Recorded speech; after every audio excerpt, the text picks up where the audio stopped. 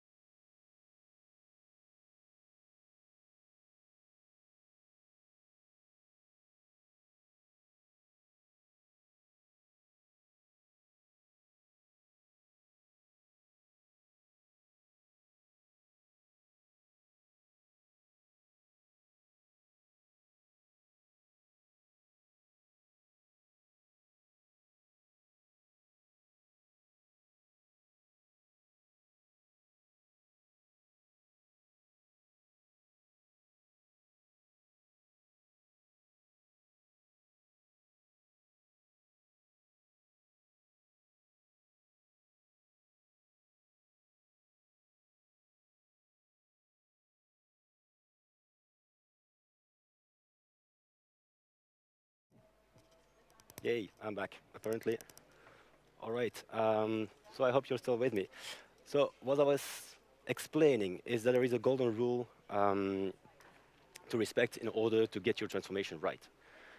And that golden rule is that IT tools alone have little to no impact on a business. Companies that understand that they need first to have a deep understanding of the IT tools they're going to use, and that they know how those IT tools are going to transform their processes.